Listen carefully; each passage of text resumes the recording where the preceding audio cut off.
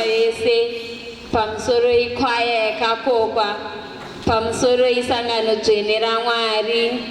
Manzwi edu ekutanga tawana kubva kuna Isaiah 43 verse 2. Isaiah 43 verse 2. Tozoenda tiri pana Isaiah 43 papo tozoverenga verse 18 to 19. Tozotendeukira kuna Luke chapter 18 verse 27. Isaiah 43 verse 2. Isaiah 43 verse 2. Toenda pa verse 18 to 19. Then Luke chapter 18 verse 27. Makanaka, makanaka, Ngadi makanaka,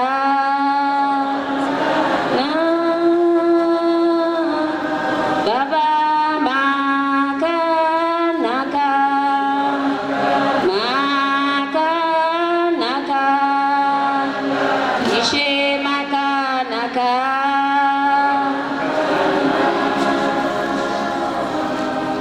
Ndichatangisa kuerenga kubva kuna Isaiah 43 verse 2. Musoro wesoko ripo unoti Mwari anonunura vanhu vake. Kana uchiyamuka rwizi ruzere ndichava newe. Kana uchipinda munzizi haungakurwi nemvura. Kana ukafamba mumoto haungatsvi, rimi rawo haringakupisi. Toenda pa verse 18. Musarangarira zvinhu zvakapfuura, musafunga zvakaitika kare. Tarira zvino ndiri kuita chinhu chitsva, zvino chava kuonekwa. Hamuchioni here? Ndichagadzira mugwagwa murenje nenzizi mugwenga. Toenda kuna Luke chapter 18.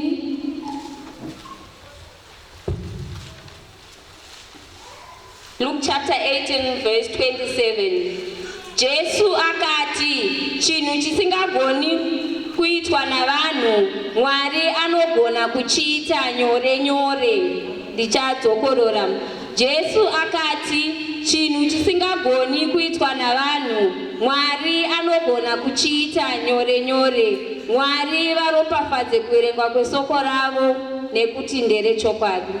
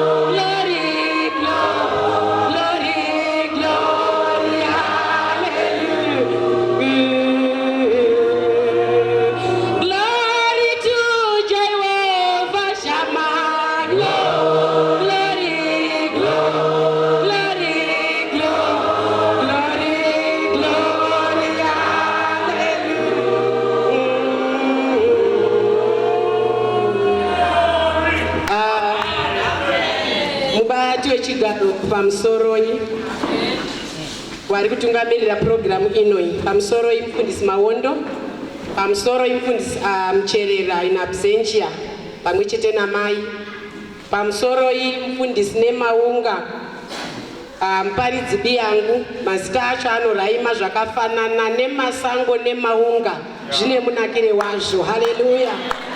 Pamusoro iri wadzano, pamusoro ivana baba wechibhui kwaya iri kutiimbira zvepamusoro-soro, vakomana nevasikana, junior Sunday school mese ndiri kukwazisaiwo ndiri muzita rababa, remwanakomana neremweya unoyera ndichiti ameni.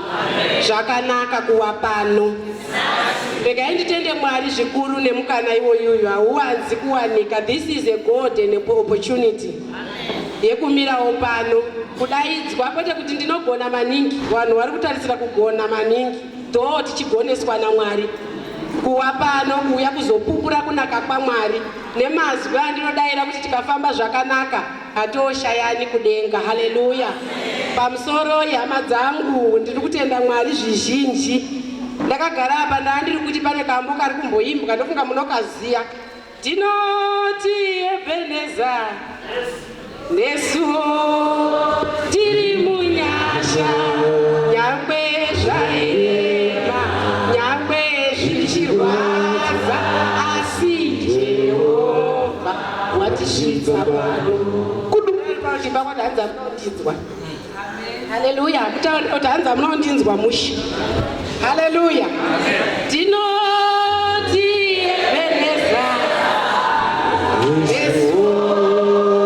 tiri munyasha, nyangwe zvairema, nyangwe zvichirwadza, asi Jehovha watisvitsa pano. Zvinotaura izvo kuti nemi iwewe neni tasina kufanira, vanzi nesuwo, zvichitaura kuti imi mamusingatombofaniri, asi nekuda kwenyasha dzaMwari nesuwo vanene masango tiri munyasha dzaMwari. Pavanoimba vachidairana vanhu ava pane panondiitira zvakanaka.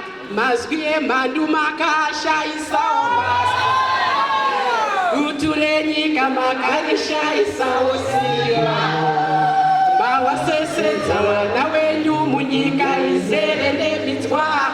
Jesu isu tasvika pano. Haleluya. It's not by might nor by power, asi inyasha dzaMwari dzatisvitsa pano.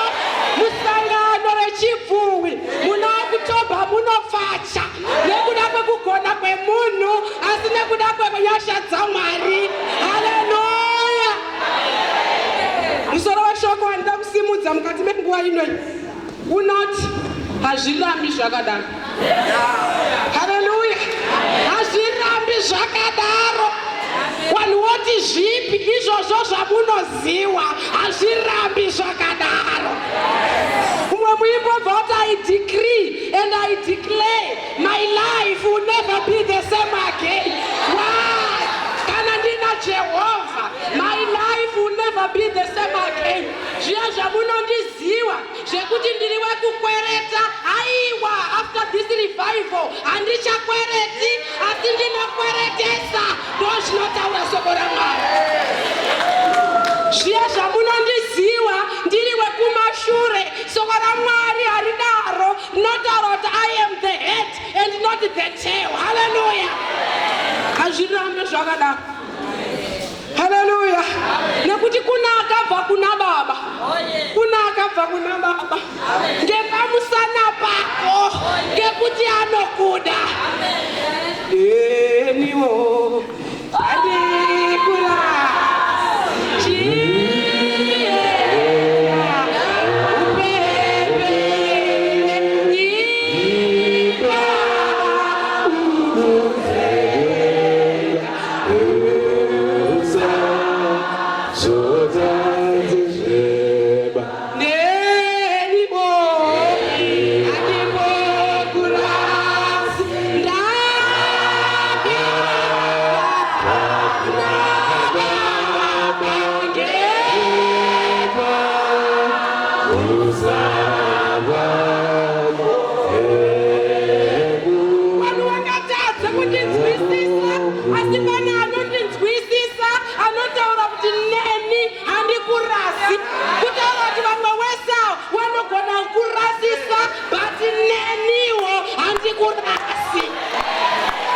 Haleluya.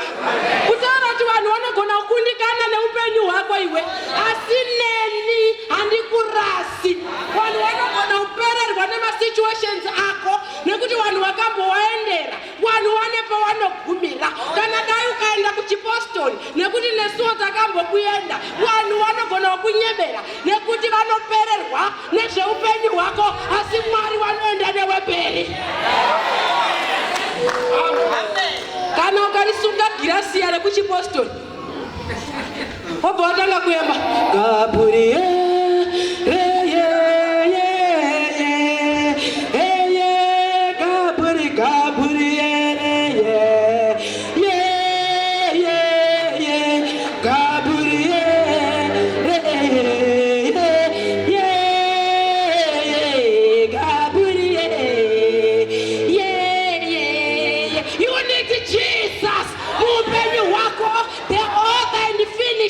of our lives. Nena nikurasa zvichapera izvi izvozvo zvamunoona muupenyu hwangu as if it's permanent. It's not permanent, it's temporary. Temporary things don't last. Haleluya. Kuna akabva kuna baba ngepamusana pangu taurari pauti pako the devil is a liar. Devil is a liar. Mazwasa. Hallelujah. Pane kambuka nemba nevafana wakuZimbabwe kuti nhamo une chitema ndira kumbokuzorera dhipirisona ndakuya kumarevenge. Hallelujah, hallelujah. Satani pawakabata pakakwana muupenyu hwangu nhasi nekuti ndina Jehovha ndauya kumarevenge. Hallelujah, hallelujah. The devil is a liar. Taura nemuromo wako kuti aye liar. Yeah. Hallelujah. Zvaifunga zviite zvinoita. Hallelujah. With Jesus on my side zvinoita. Hallelujah. Ndosaka maNigerians akazoimba kuti I have a very big God.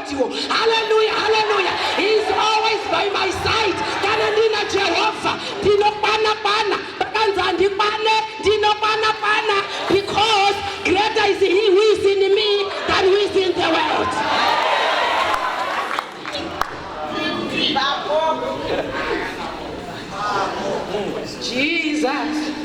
Jesus brought me this far, not to leave me. Yes. When my friends and loved ones are nowhere to be found, He's always closer. No. I say no. No. The devil is a liar. He protects me and He guides me. Though I walk through the valley, I don't fear. Oh Jesus, He is my shelter. No. I say no. The devil is a liar. Zvirambe zvakadaro, tinokupikira zvirambe zvakadaro. Isaiah 43 verse 2. Yes. Kana ukapinda ndoda kutanga nemoto. Kana ukapinda nemoto. Kana ukatopinda nemoto. Haungatsvi. Yes. Babo. Hallelujah. Amen. Kana ukapinda nemoto. Amen. Kupinda kwete kwekuudzwa. Amen. Hallelujah. Hakusi moto unogadzirwa uya nevanhu vekutaura nemuromo kuti uchaona moto munhu watobvunda mujoni munhu. Hallelujah. Kana uri moto chaiwo uri original. Even if chirungu nacho chinobva chaita kuti even if. Hallelujah. Vanhu vanogona kukupa mapromises, but mapromises emunhu ari conditional. Asi aMwari anogara nekusingaperi. Mwari wasingatarise chimiro chemunhu. Hallelujah. Dai zviri zvemavhotsi ndingadai ndisiri pano zvaizi torai wakati small body but big engine. Hallelujah.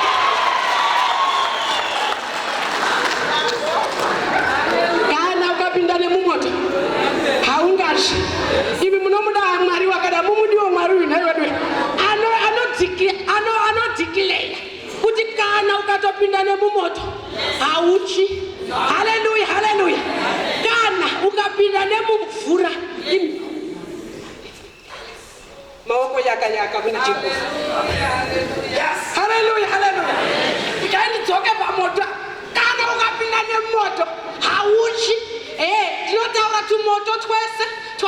kudreswa nevakaipa muupenyu hwako ngatudzimwe masikati ano nezita raJesu. Haleluya, ngatimbodzima. Haleluya, haleluya. Ndakauya kuzodzima rugwaro rwakanyorwa nevakaipa muupenyu hwako.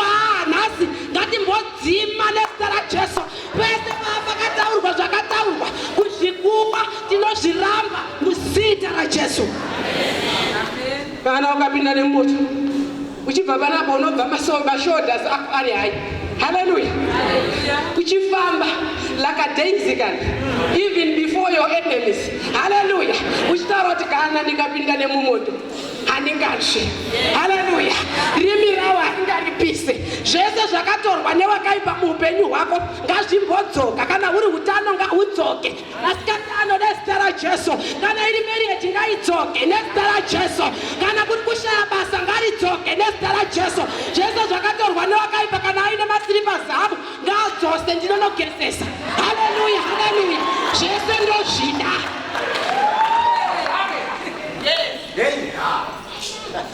Kana ukapinda nemumoto moto rudziko iyo ndaivo uri kusangana nawo wokuti ukange uri muchechi muno kana tikati haleluya naamen anokuremera. Amen, amen. Kune vamwe vanouya muchechi vari maspectators as if everything is okay. Muri mujoni muno munokanganwa.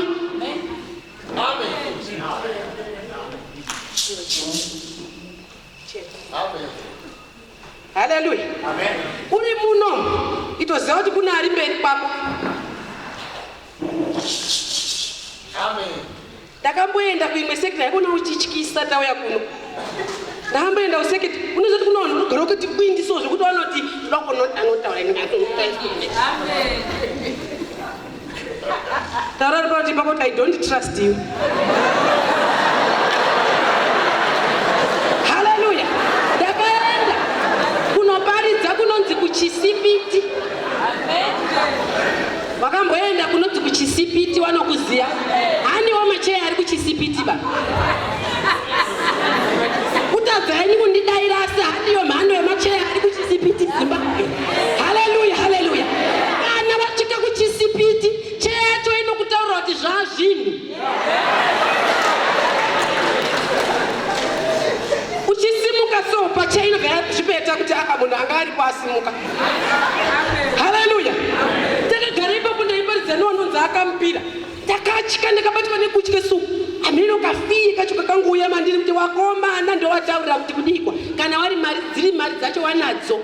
Ida nditorida ndiwo wadoda kutaura nawo ndotaura kuti kudi. Ndakagara kudaro akamupira obhoya wakati nemasango haikona kutya. Haleluya, haleluya.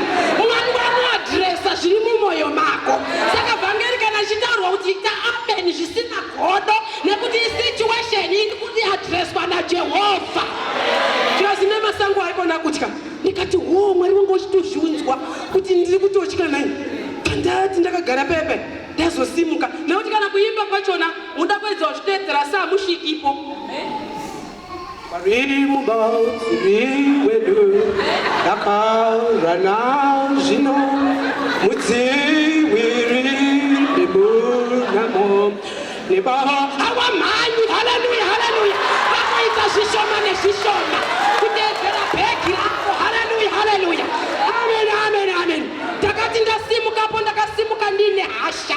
Hazvirambe zvakadaro. Mwari wakabva wandipa chapter ipapo. Ndaba ndasimuka ndichitaparidza Psalms 121. Meso angu anotarisa kumakomo. Rubatsiro rwangu runobvepiko. Rubatsiro rwangu runobva kuna Ishe akasika denga nepasi. Tarisa muchengeti waIsraeri hakotsirikana kuvata. Haatenderi zuva kuti rindipise masikati kunyangwe nemwedzi usiku. Achandikomborera pandinobuda, ondikomborera pandinopinda. Ndozvitaura Jehovha. Mavabva watsinhira futi pamusoro. Ndikati munozviziya kuti inini nemasango ndogara kuGlenville. Ndaona vanhu muGlenville munana maidhani. Ndinogara kuGlenville. Zvamunondoona ndiri pachisipiti pano. Nyasha dzandisvitsa pano. But I am from Glenville, high density sepa. Haleluya, haleluya. Ndirakubatsirana noumwe munhu ari kutaura kuti ndogara mu 2 rooms. Ndogara kuzvinyeda. Ndinogara pasingaite. Vamwe vanogara pakanaka. God's grace is sufficient. Zvirambe zvakadaro. Ndakanatsomira ndisinga ndikatya ndikati maiwe Mwari ndozvamandizarurira ndikati Psalms 121 verse 8 iri kutaura ichiti chii ndinokukomborera pauchabuda ndokukomborera paunopinda zvino inini wekuchisipita I'm sorry because inini wekuGreenview kuhigh density pane kaadvantage kangu zvikazi kaadvantage keiwe nemasango ndikati pane advantage yangu paPsalms 121 verse 8 zvanzi ndokukomborera pauchabuda ndokukomborera paunopinda zvino imini zviro zvenyu zvese zviri mukati kuda kudai toilet iri mukati kuda kudai singi iri mukati kuda kudai zvese zviro haleluya saka inini haleluya ini ndikabuda kuenda kutoilet panze nekudzoka ndakomborerwa ndikabuda kuenda kusinge nekudzoka ndakomborerwa I will be counting my blessing saka iwewe usikana nepaumbori denga rinokusimudza haleluya haleluya hazvirambe zvakadaro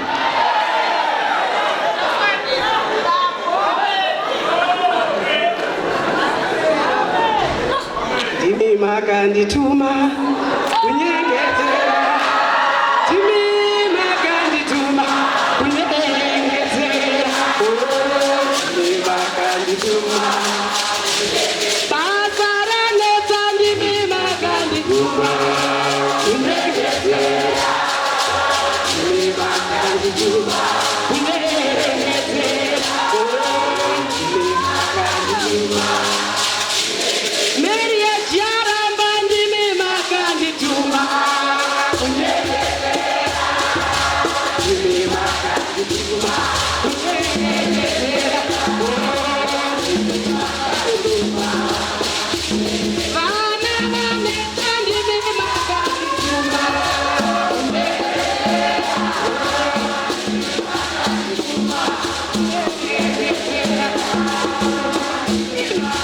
Maria ndibaba wedu kutozviziya hako we are the beneficiaries haleluya beneficiary unozviziya anogona kugara akasingaziva kuti ndiye mudyi wenhaka ini handitende mashoko akataurwa naSatani haleluya why because anondifira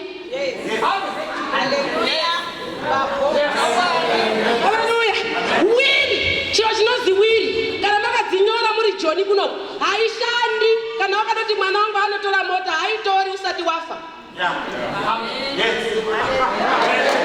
haleluya wiri inotoshanda kana munhu afa zvakataurwa naJesu zviya zvinoshanda nekuti akatifira paKalvari haleluya zvino zvaSatani akatifira kupi hapana kana akati handirorwe ndinoroorwa kana akati handichate ndinochata kana akati ndinoroyiwa handiroyeke I am unroyekable haleluya nekuti ndina Jehovha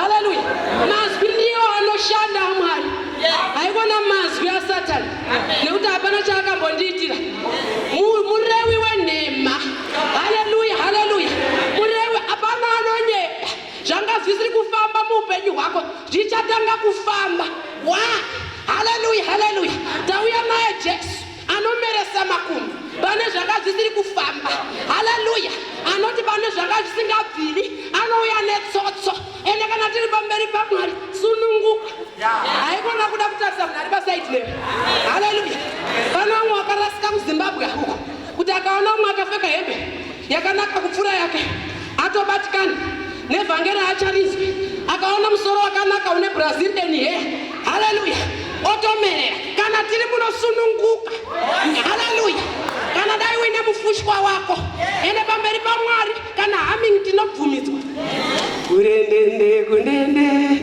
kurendende kurendende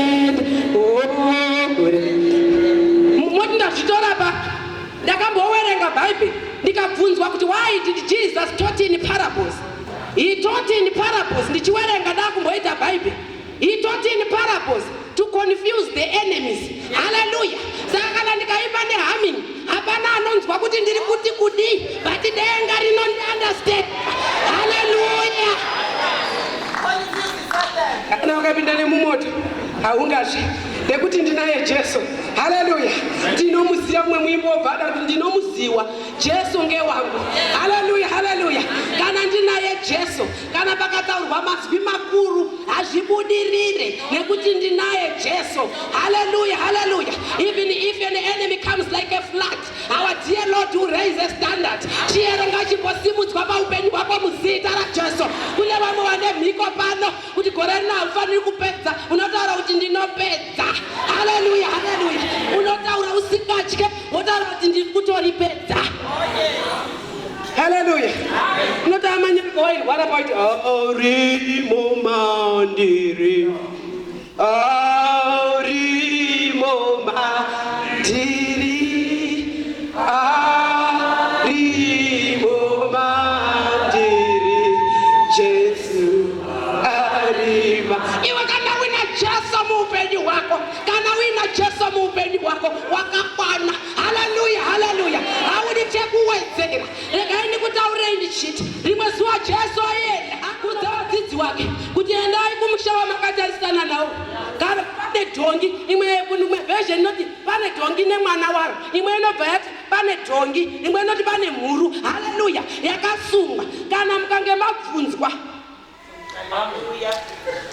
Amen. Kana mukange mabvunzwa. Imi ndinogona kunge ndakasungwa zvamunotoona. Ndinogona kunge nditori pasi zvamunotoona. Asi pana anondida. Kana mukange mabvunzwa, itai kuti Ishe anorida. Mwari anondida necondition yandiri. God loves me. Hallelujah. Ani imwe revelation yandabva ndapuwa hanzi endai kumusha. Anogona kunge muri mujoni muno. Asi makasungwa kuvillage kumusha. Amen. Amen. Hallelujah. Kuda kuti utsvage basa urioni. Kuda kuti uite imba haigari. Kuda kuti udai hazviiti. Why? Because pana akakusunga pavillage. Hallelujah, hallelujah. Endai kumusha wamakatarisana nawo. Vadzidzi vachisvika pane dhongi rino rakasungwa, vanosvika. Ende vaitoziya, don't worry about vanhu vanobvunza nezveupenyu hwako.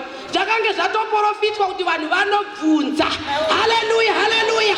Vakatosvika vobvunza kanzi munoridii mhuru redhongi, zvikanzi Ishe anorida. Vanondiitira zvakanaka ngekuti kana ukange uina Jesu kumusana. Hallelujah. Munoziya paiwaridzwa. Paiwaridzwa so. Paiwaridzwa. Machira aiwaridzwa, makapeti akawaridzwa nekuti nevanhu ka nekuti dhongi ranga rakaita sei rakabereka Jesu kumusana. Haleluya. Upenyu hwako unoda kuti umbobereka Jesu ugare naye. Haleluya. Amen. Kumusana kudai. Haleluya, haleluya. Wakaita wakubereka dhongi rakabereka Jesu kudai, vanhu vanowaridza. Dhongi haribatsiri chiro zviya zvakakanzurwa. Haleluya, haleluya.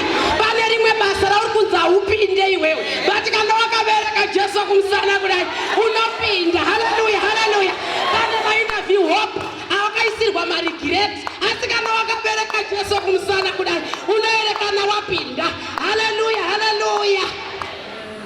Amusati makamboonzwa unoereka news pamwe dzekuno handikuzoziva, asi dzekuZimbabwe mese mokuziya kana marowa endai kumusha. Haleluya, haleluya. Kana dziri dzekuZimbabwe wanowerenga kudai obva watowerenga wasikana wai unotofunga kuti ndiye azvigadzira zvese. Haleluya. Sign language yakari parutivi kachidaiso iye achiwerenga hedzinoi nhau dzichiwerengwa naEva Mosandati. Haleluya. Owerenga nhau dzi opedza ane mazwi anotaura akupedza. At last, I would like to thank all and the crew behind the scenes. Hallelujah, hallelujah. Iwe kana wakabereka Jesu kumusana, anoita sasingaonekwe, asa anoita zvinoonekwa. Anoita sasingabatike, asa anoita zvinobatika. Dhongi, iwe kumusha kwenyu hamuwerengwi, hamutowerengwi, ende munonzi muri cursed. Chinokuita kuti ubve mukesing kubereka Jesu kumusana. Dhongi munozviziya kuti hariwerengwi, kana nyama yaro haidyiwi, kana manyowa acho haiswe mumunda. Dhongi rakatukwa, asi zuva iroro vanhu havana kuzviona. Why? Because ranga rina Jesu kumusana. Haleluya, haleluya. Iwe kana uina Jesu kumusana, kana wakatoda kutumira vana tula zvechuludhi. Haleluya. Tunongosvika uri pamuna vato Mwari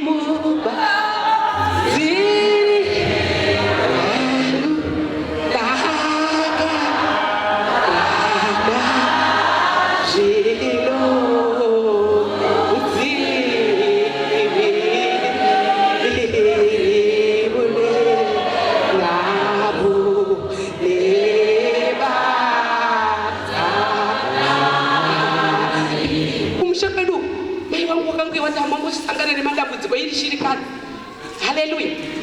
Pane mukavhesi kawaizowedzera kuti wambotsondereswa enda koonamata. Haleluya, haleluya. Kana ukangoona zvinhu zvakunetsa mukati meupenyu, Mwari sajeso kumusana thongi rakatanga kufamba so pared carpet. Haleluya, haleluya. Muna kundinzwa zvakanaka. Haleluya.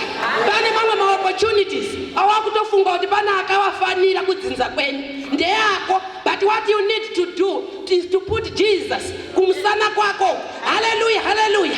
Amen, amen, amen, amen. Vanhu vanogona kurira nekufesu nekuti kunenge kwakangoita unge kwane masango kamiri kano kadiki-diki. Haleluya. Vanogona kurira nekufesu vachingoti vanokugona, havakugone nekuti pana ari mandiri. Haleluya, haleluya. Anoita saasingaoneki asi anoita zvinoonekwa. Haleluya. Kana ukapinda nemoto, moto tinotopinda, pamwe pacho moto unotouya. Furnace kupinda blast furnace, but the good part of it hatichi. Amen. Haleluya. Haleluya. Hatichi kana pane vakomana vakapinda nemoto, wana Shadrach, Meshach na Abednego. Haleluya. Hanzi vakapinzwa nenyaya yekunamata, vakapinzwa nemabhachi avo nengowani dzavo. Iwe unogona unga uri mumasituations nemhuri yako yese. Haleluya, haleluya, haleluya. Uda kutarisa uko hakuzi kufamba, uda kutarisa uko hakuzi kufamba. Haleluya. But wari mumoto imomo, handaumbonzwa kuti vane zvimwe zvinhu zvavakatsaudzira. Wari mumoto imomo, vakarumbidza Mwari, and the fourth man appeared, who is Jesus Christ. Haleluya, haleluya. Kuti baba anoda kuenda nemurume wechina anoredusa maridegrees emoto. Haleluya, haleluya. Vanhu usati wazviona here kuti vanhu vanogona kunzwira tsitsi uri musituation kuti muri asikamenyi muri kugara seiko baba asipo pamba muri kumbogara sei? Haleluya, haleluya. Iwe unenge uripo nekuti chi una fourth man, who is Jesus Christ. Anoti zvausina muupenyu hwako anoprovide, anoti kana paunochema anokunyararidza. Haleluya, amen. Haleluya, haleluya. Kudenga kuna Mwari wadikani, kudenga kuna Mwari. Zvingaita unge zvinononoka uri mumoto zvako. Haleluya. Ana Shadrach, Meshach na Abednego wanga wakutobvunza no hausi kutonorwa. Haleluya. Wari mumoto, wachiona moto wari kunze, iwo wanga wachitobvunza no kuti hausi kunzwa chando here nekuti kuna Mwari wanokwana nemumoto. Haleluya. Kana ukapinda nemumvura. Yes. Tinaye Jesu akafamba slow motion pamusoro pemvura. Haleluya, haleluya. Akafamba masteps kudai pamusoro pemvura. Wanapita wapererwa. Haleluya. Wari mumvura, iye anofamba pamusoro pemvura. Haleluya. Ndo saka kuti kana ukapinda nemumvura ikasvika uko haungakukurwi nekuti ndinenge ndinewe. Haleluya, haleluya. Baba panzi kune kuverse 18 musarangarire zvinhu zvakapfuura. Ndangariro dzaita kuti zvinhu zvisafamba, kuramba uchingofunga kandai murume wakoyo akukuitira zvakanaka aimboshusha, iwe zvese izvi zvekuitirwa zvakanaka hausi kuzviona, uri kungoona kushushwa kwagore ra1980. Musarangarire zvinhu zvakapfuura, musarangarire zvinhu zvakaitika. Tarira, chirungu chabva chati behold, tarira ndakuita chiro chicha. Wanoda zvichanga wombombera maoko Jesu. Tarira ndakuita zviro chicha. Hauchioni here chava kuonekwa, kungoti tine meso edu haoni, tine meso sezvinotaura Bhaibheri asi hationi. Pane zviro zvicha zvakugadzirwa muupenyu hwako. Tarira ndakuvhura, ndakuita zviro zvicha. Kana bhuku chairo uchiri werenga pane imwe chapter yaunoti chapter idai ndachiipedza maiwe haisi kuita inenge ichisiririsa, inenge ichirwadza, zvichifanana nemasituations eupenyu hwedu. Tine machapters but tinopfuura nekuti tataurirwa kuti kana. Haleluya, amen, amen. Hatitendi mazwi akataurwa nemunhu, ndinotenda zvakabva kuna Jesu akatifira. Haleluya. Richagadzira. Uri kuona papaseja? I will make a way. Ene chirungu chava chati shona inoti ndichagadzira. Kunzi ndichagadzira zvinoti ndatogadzira. Zvotaura kuti panediwa kapatience. Haleluya. Ndicha. Kana mai wakati ndichakupa. Ndichagadzira. I will. Hallelujah. Says for I know the plans that I have. A plan is not a building. A plan is just a sketch drawing. Hallelujah. Amen, amen, amen. Unogara mplani amvura ino yekusauthi ino unopona. Hallelujah. Unogara pasina kuwapa unoita munhu kwai. Mirira zvigadzirwe. Mirira mfaro uchauya mangwana. Mere ingawako manheru, but mfaro uchauya mangwanani. Hallelujah. Ini ndadaro ndiri kumba kwedu. Kana ndiri kumba kwangu nevana vangu vakomana. Ndakuzwa naPanasha. Kana tindoda kutaura nenyaya yekumirira. Kana ndisina mari musuwo. Ndinozvenonaka ndinosvikaoka. Amuzvidiwo imi. But unongotamba panhamba yako iyoyo. Ndinoti kana ndisina mari, chicken ini tinoidawo. Kune ana kei ani nakuzombotitengerawo sandaini. Haleluya, haleluya.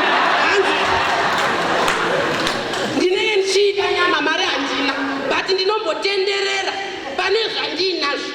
Iwe mborarama zvauinazvo, denga rozokusimudza. Remember, the sweetest cake is that one which was thoroughly baked in the oven. Hallelujah, hallelujah. Amen, amen. Imbobvutsikana nezvauinazvo. Ndinoenda pachicken inn. Ndosvika tobva ndati madha tikakubatsirei sei? Ndoti ndiri kudawo pavine kapromotion kakariko pamwe vamwe akamanoenda kumusha wakambokasvikira 2 piece 1 free. Zvichitaura kuti mune mapisi mangani? 3 enyama. Ndototi zvangu zvaita.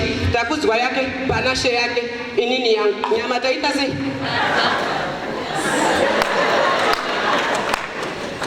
Nokuti ndozviripo panguva iyoyo. Haleluya. Mazuva ano kune kamba kari kuibwa nevafana kuti toita zviripo, tomhanya zviripo. Haleluya. Unomboita zviripo denga richigadzira zvaro. Haleluya, haleluya. Ndikange ndaenda kumba, zvikanzi vadya chicken inn ndinosimudza ruoko kudai kuti ndadya. Haleluya. Hazvina basa kuti tatsemurirana, but the good part of it ndadya. Hallelujah. Amen. Zvinhu zvazochinja nekuti misi haifanani. Mumwe musi ndakaita mari. Amen. Hallelujah. Handine mari ndakaenda patusikana twepachicken inn tuya. Pandasvika ende step yemari munoiziva. Maoko ari muhomwe. Ndikati akutodanga usevha wamwe. Iko nekamiri kadiki akari kachingoti wahombe ndo wane mari. Ndikati shamwari ndibakasikire. Sai ene mwana nemari anda kumhanya stere. Ndikati zvikanzi dei madha ndikati ndikuda full chicken. Ndikati full chicken mari yangu iyi. Hallelujah. And I was given order number 40. Ndapiwa order number 40. Ndakatora nguva ndakagara. Order isina kuuya. Kutonzwa order 60 ndingori nekanhu kanochita taika. Order haina kuuya. 65 wapiwa. Inhandisa ndapiwa. Ndakatsamwa ndikanda kutoenda pana manager iyo asikana wari kutondidheerera. Kati manager, is this how you operate? Kachirungu kezimseki kese kakabuda. Order yangu haisati yakuya nani. Ndio mashandira munoita. Kazi mabhuka chiko imi. Ndikati inini ndabhuka full chicken. Kazi madha yama order iyo inonzi big order. Inotora nguwa. Iwe don't worry nevanhu vari kuseka muupenyu hwako. Yours is the big order. It takes time. Hallelujah, hallelujah. Order yako ihombe. Regera vanofamba nemotikari wambofamba nadzo.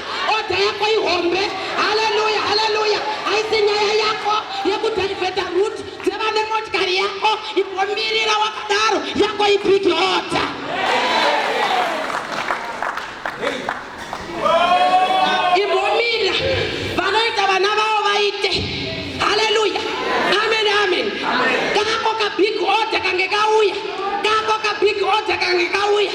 wangoti pfacha nakomba crash 2 days unowanzwa kutaura kuti mwana wenyu yakasiyana nevamwe wana. Intelligence dzacho. Why? Because yours is a big order. Zvinotora nguva. I always tell people that hari causes worry. Hallelujah. Imbomirira order yako itange yakwana. Hallelujah. Kuda kumhanya. Soko raMwari rinobva rataura richiti ndinogadzira tafura mberi kwewadzivisi wako. Ivo wataura kuti vanogadzira mugwagwa, vanogadzira table. Rimwe ravo rechirungu rinobva rataura kuti the Lord is my shepherd, I shall not want, for he prepares a table before my enemies, before them like this, not behind them. Hallelujah. Mwari havaite chimanyika chekuhwandisa zviro sezvinoita kubota uko. Hallelujah. Murwere akutoda kufa kugaspa ukasvikapo zvinozi aiwa nhasi wambomwa aiwa uchindofuratira mhere. Hallelujah. Mwari wanogadzira tafura mberi kwemhandu dzako kuti dzinyatsozviona.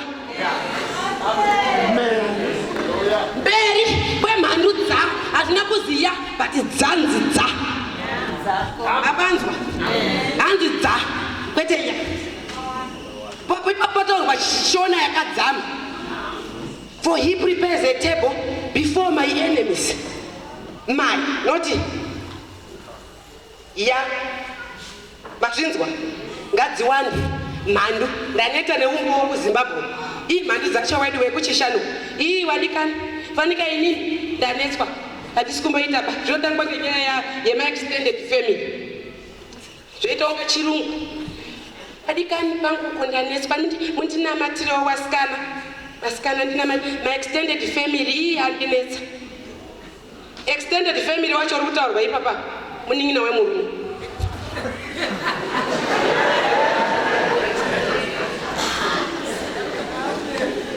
Hallelujah. Musati mainanzva John inoi waikumurira naButswana. Hamba ombereni maoko iyi. Vanhu vaipfekedzana masokisi imi musati mapo. Mabhachi waipfeka akafanana inobhachi remurume wako ikangobatwa ihondo zuva rese. Abatira bhachi rako haisi kuti executive. Hallelujah. Amen. Shega ndikutaurei panotirwadza asi chokwadi. Makasvika vanhu vari pamwe chete. Imo masvika mati kwenda pakati pavo. Saka extended ndiani.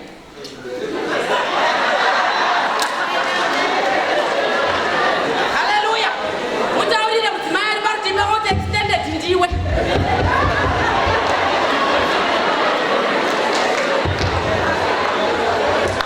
Ichi ndochokwadi. Hallelujah. Kuti kana vakuita zvemumusha wavo wekwane makanga vanobvaora kuti varoora wese buda.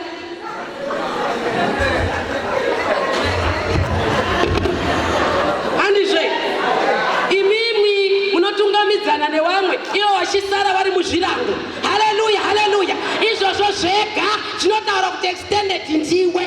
Hallelujah. Kanetswa inini wadikani. For he prepares a table well before your enemies, meaning wawengi kawawande netafura yacho inokurawo. Munoimba zvamusingazivi.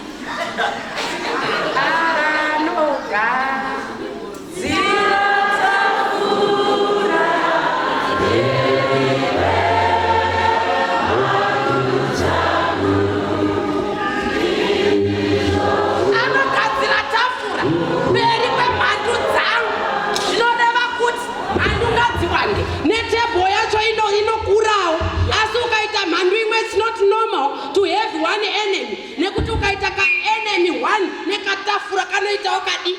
Ndosaka chamuri kuita John muno hachioneki. Why? Because you don't have an enemy. You don't have enemies. Hallelujah. And your enemies wawengi wako iwewe washandise. They must act as a catalyst. Which speeds up the reaction of praying. Hallelujah. Wachikutsunya wachikunetsa iwe zvinovavisa. Haleluya, haleluya. Amen. Wachitaura kuti hapa mushapano akamurora wati igira uyu haagare pano. Iwe unenge uchingoti wapedza kutaura wachitaurawo zvake kuti asenge ane uchini. Achitaurawo zvake kuti iwe bva watoenda uchitoimba kuti Jesu ndishamwariwe.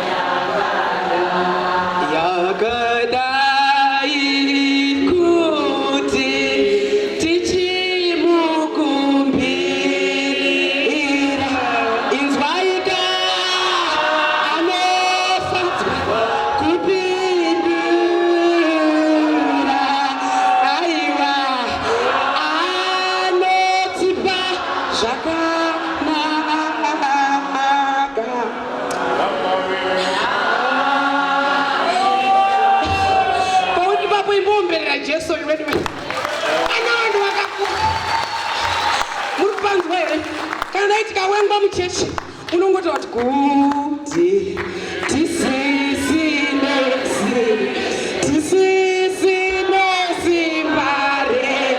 rekuita.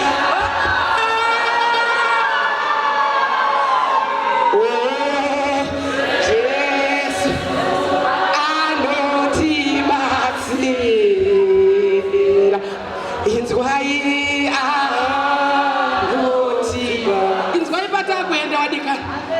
simba rake kana kuti takatsiura. Inzwai tinonyamaridzwa aiwa Jesu ndishada.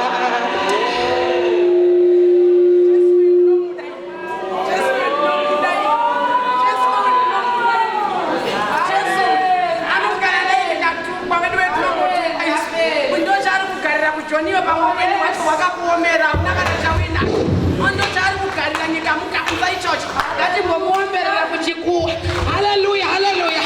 Asi zvinotaura kuti kana takatupa kuna anotinyararidza anonzi Jesu Kristu weNazareta. Munhu akunyararidzwa anotowedzera marewo asi Jesu anotinyararidza. Haleluya, haleluya.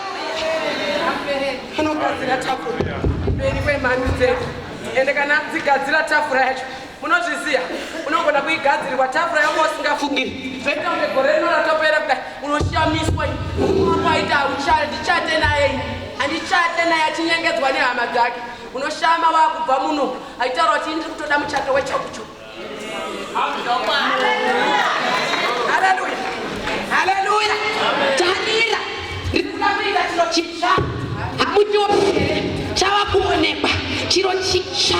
Ende kana ukange wazarurirwa nyaya yemuchato ndiri kushitaura mazuva ano pandinoparidza kuti kana mugwagwa wokuchata wazarurwa haikuonaba ngaindiuye padhuze kana muchibaba vemuchato ukange wagadzirwa ndaramba vanhu vanonyora kuti strictly by invitation.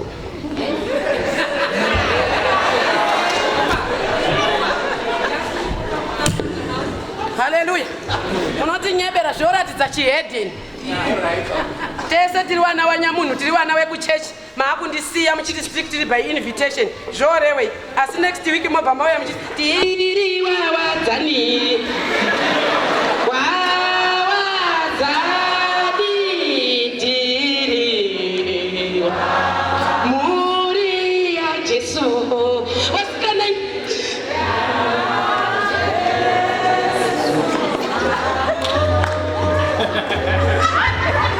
Haleluya.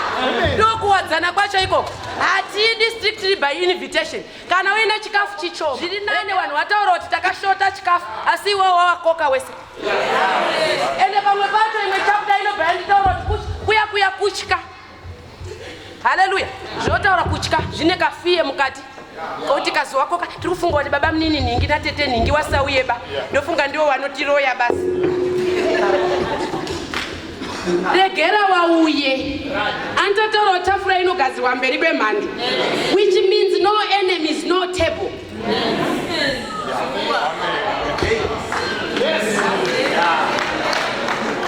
Ndoma apparatus acho. Ekuti experiment ite take place. They must be there. Hallelujah. Amen. Ngawawante. Kana wakange wapo tafura yogadzirwa ende pamuchato pacho waripo wabvu wari kuimba chaizva. Zvinobule makuda kuemberwa nevo machiye mu South Africa mazulu. Kuti pangu papa ine mazulu. Imbisa avo. Waunogona kuzocontrol. Hallelujah. Radio kana wailidza icontroleke.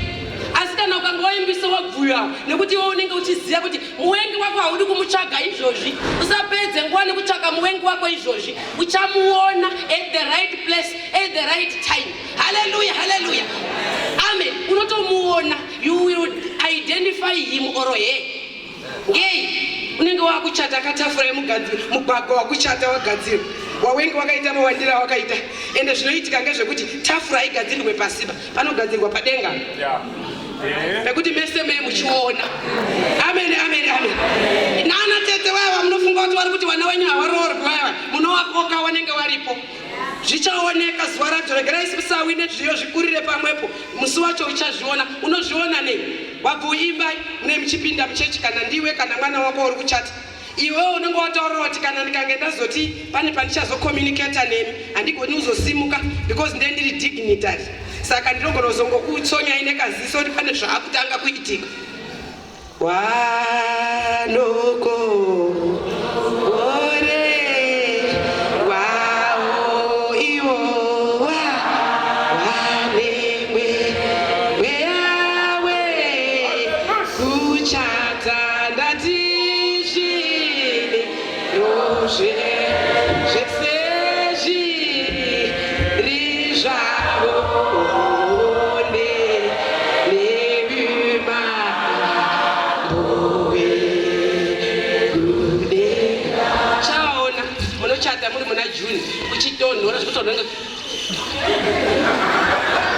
but muwengi wako unomuidentify ne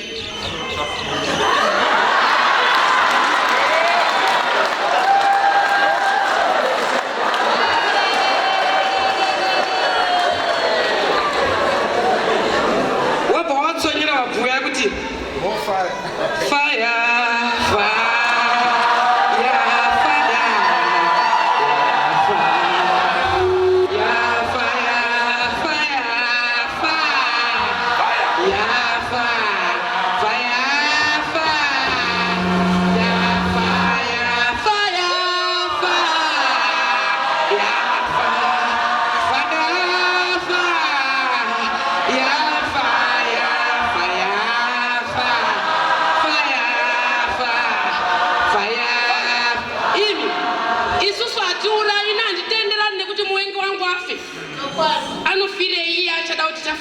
pamberi pake enda akutaurira kuti iwe hausi muwengi wemumwe ndiyani pana ari kutochemawo newe saka nyika inosara nani. Haleluya, haleluya. Amen, amen, amen, amen. Chaka chatinomboita chete ngechekuti Mwari tinombowedzera tumadegrees twemoto kuda. Haleluya, haleluya. Tinomboisa ka discomfort. Fire, fire, fire.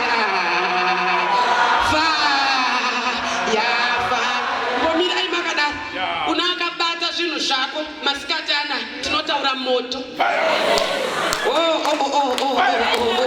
Wherever vane muwengi wako ngaanzwe discomfort tinotaura moto muzita raJesu.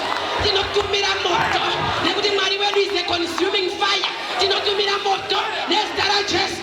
Kuna avo vakagara pazvikuwa vachitaura mazita edu tatumira moto nezita raJesu.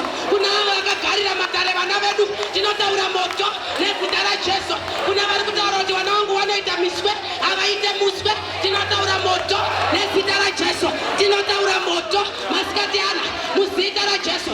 Kuna akabata basa rangu ndataura moto muzita raJesu. Kuna akabata marriage yangu ndataura moto nezita raJesu. nezita raJesu kuna ari kunamatira zvakaipa muupenyu hwangu riri kutaura moto. Kana waifunga kuti wane moto, tinaye Jesu consuming fire anomedza tumoto twese. Hallelujah. He will dominate because his name is above all the names. Hallelujah. Ende chinondinakira ngechekuti kana agadzira tafura haatenderi iwewe kuti uitirwe zvisina basa. Kana agadzira tafura unogona kutodya naye muwengi wako kudai. Unozviziva here? Kudya naye kuluma nemuwengi wako iwe. Pane kambo kari kuzitairwa mazuva kari kunzi idya naye akakutadzira. Idya naye anokutadzira. Idya naye anokutadzira. Idya naye vana mai. Idya naye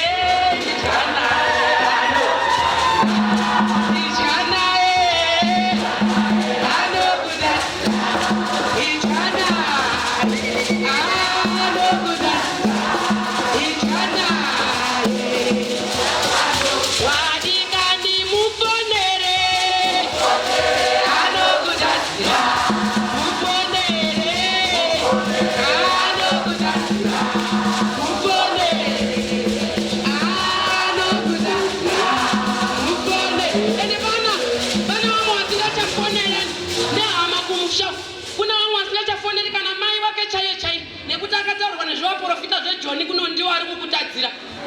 Wafonere vanokutadzira. Wafonere vanokutadzira. Wafonere vanokutadzira. Nekuti pano vanotatumira moto, vanotiri kutumira moto. Uchibva panapa ndaunofona kuwedzera kamoto kuwedzera temperature. Hallelujah, hallelujah. Isusu zvazvakanakira nekuti tina Jehovha wedu anodzikisa temperature, asi pavari inowedzerwa. Ozofi haoba. Hallelujah. But inowedzerwa, vanozvifila kuti pane mwana waMwari anamata. Hallelujah.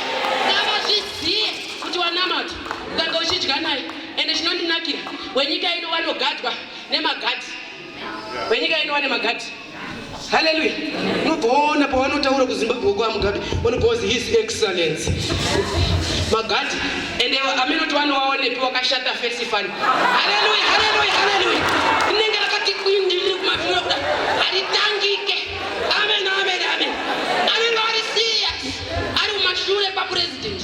Zvinozo zvakanakira nekuti isusu tiri wakasanangurwa. Tinenge tina Jesu kudai ari kutaura kuti ndinogadzira mugwagwa. Hallelujah, hallelujah. Amen. Nekuti tina Jesu unonzwa kana wenyika vachita magadhi isusu tine maangels. Oh yes. Amen. Hallelujah. So that was for I will send my angels to guide you. Tinenge tinawo maangels anofamba nesu anochengeta. Kana ukadya naye muwengi wako side by side hanzi maangels anokuenda. Kana munoziya vanobva pamutare bochai vanozviziva kuti munhu nekagumwa akaunofa. Aka mai wangu wakanga wafa kutoona munhu ari kutobudisa havadirirwa wachiipa wanga waenda. Wakutoona mbuya waya vanotozikana vari kubudisa kachigumwe mutima washidai vari kuona vari kutobudisa kasi wandiona su. Hallelujah, hallelujah. Amen, amen, amen. Dai zvisizvo ndisisina mai asi chinonaka kana ndine maangels vanotenderera kana vakaona kuda kusimudza zvigunwe angel inenge ichitenderera yoti tebomenas tebomenas tebomenas. Tinaye Jehovha. Amen, amen, amen, amen. Hatityiswe newakaipa nekuti ari matiriti kumukuru. Iwe imbotumira moto uye mwana wako anotaurwa kunzi hapana chinobuda kuchikoro hapana chaari kuita. Wamwe wakuda kutonyora kuZimbabwe wako tiri kumbotumira moto chakachaya masikati anodetsera Jesu. Mwana wako rangozirombe uri kunoku imi tinombosiririswa nevanhu vanenge vari kunze imi tichitarisa vana venyu vachisirisa. Rimwe rinobva raita zimwana zibenzi magrupu 44 ari kutengeswa namai ari kutengwa namai vachitengesa muSouth Africa muno anopfekwa ari 4 magrupu amunotengai imauya muno muri kutamba padonzi namatai amunamata. anopfekwa ari 4 kuita maleya kuti 1 2 3 4 kuita munge munhu adzingirirwa ngenyoka ari mutoireti. Haleluya, haleluya. Ukamuti tiimbire tione, tiimbire, imbotiimbirawo nhasi, takundiwo dzinoda kunamata, da kuti umbotiimbire. Kemuimbuka hapana kana wani kaanoziva. Asi ukati dzemazuva ano idzi wadikana, kana poto unopisa. Imwe amai makanaka, ndimi makanzira nyakanyaka, kuita kudonedza musika. Muchifunda mutaka.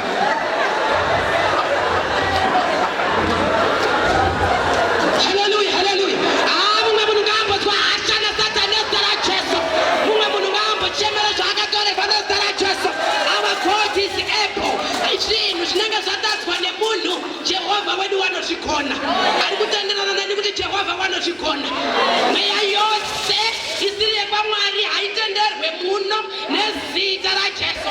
Ngaimbotsva nezita raJesu. Tiri kutaura discomfort muzita raJesu. Nekuti tina Jehovha wedu wari kutaura kuti kana mumvura tinorarama tiri mumvura. Kana Jona akararama ari mudumbu rehowe. Why can't we? If others can, why can't I? Amen. Amen. John akararama. Zvinofungwa kuzi nevanhu hazviiti zvinoita. Haleluya. Mota yako yauri kunza utenge iyoyo unotenga. Kana ini ndakatotaura Mwari ndikuda mota. Ndaneta. Mama ndanemesango. Mafoni. Will you be driving when coming to our revival? No, I won't be driving. Ndikuramba no, ini ndo driver ini. Hallelujah, hallelujah. Amen, amen, amen, amen. Ndikuramba nezita Jesu. Amen, amen, amen. Ndakabva ndachinja mazuva ano kamuitira.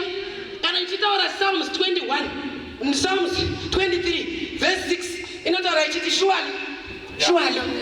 Akamana usatamba chimanyika chakaoma ichocho kuti surely. Hallelujah, hallelujah.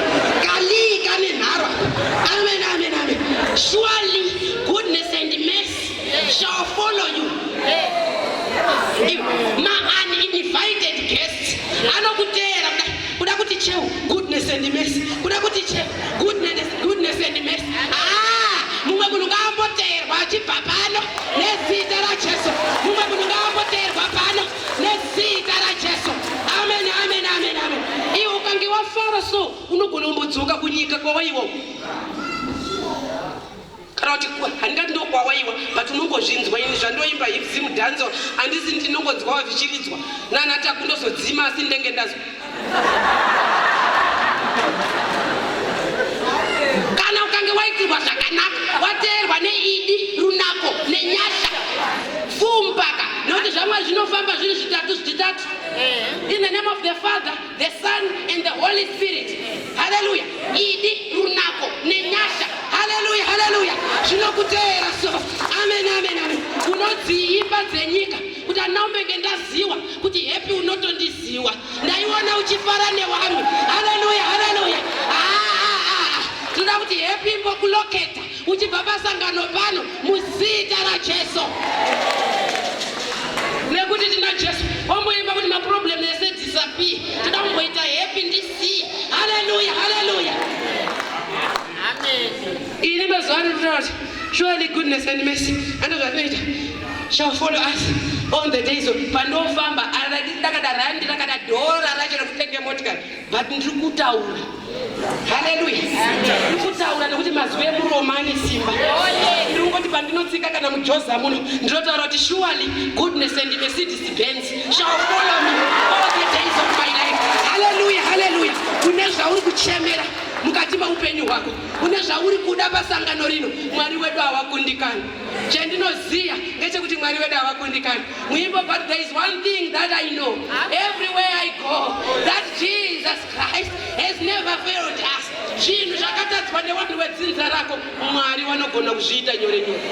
Kuna ane hasha here neupenyu hwake, kuna ane hasha nezvinhu zviri kuitika muupenyu hwake, kuna aneta here nesituation iri muupenyu hwake, kuna ari kutaura kuti enough is enough here masituation. Famba uye kumberi netsoka dzako. Our God is able. Our God is able.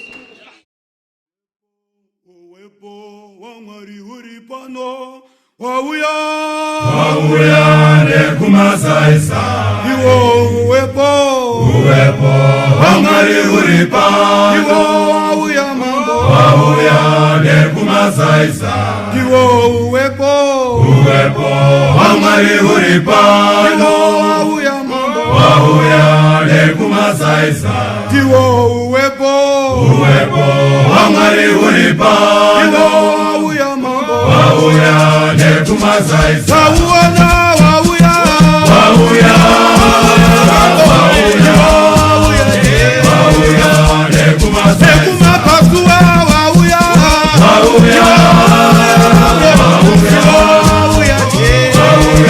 nekumasaisa. Andinobhala uwepo baba wa Mwari uri pano. Iwo wauya mambo Wauya nekumasaisa. Tama uwepo baba wa Mwari uri pano. Iwo wauya mambo Wauya nekumasaisa. Ndetondore uwepo baba wa Mwari uri pano. Iwo wauya mambo Wauya nekumasaisa.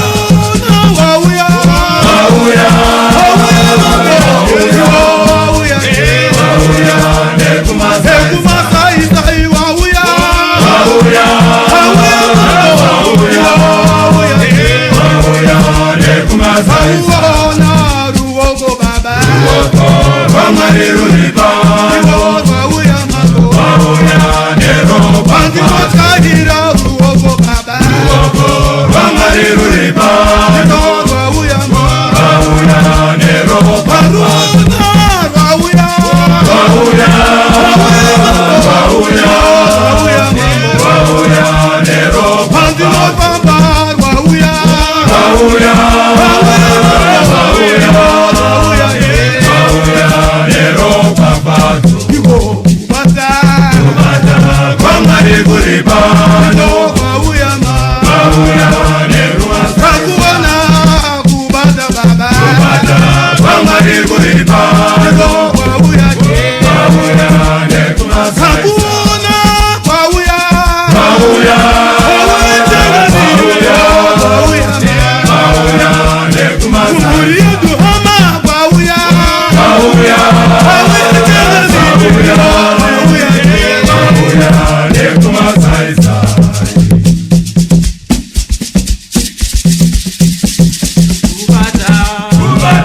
wa Mwari uri pano. Wauya nekumasaisa. wa Mwari uri pano. Wauya nekumasaisa.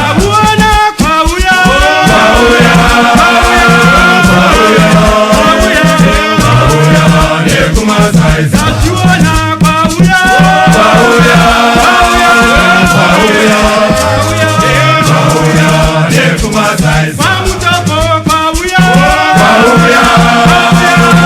Nekumasaisa. wa Mwari uri pano.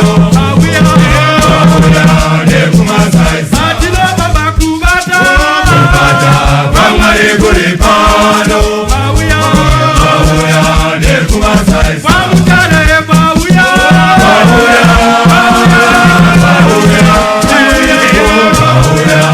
Nekumasaisa.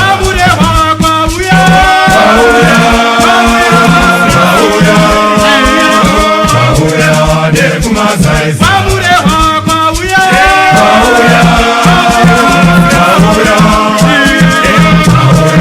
Nekumasaisa. Nekumasaisa.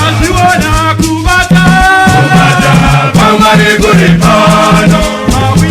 Nekumasaisa. wa Mwari uri pano.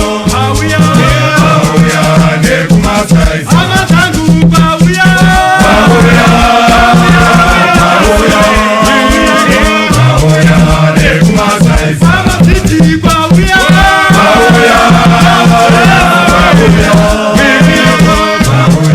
Nekumasaisa. Nekumasaisa.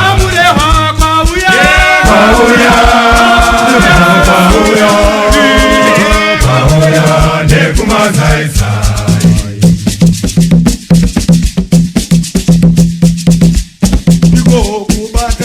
Kubata wa Mwari uri pano. Wauya mambo Wauya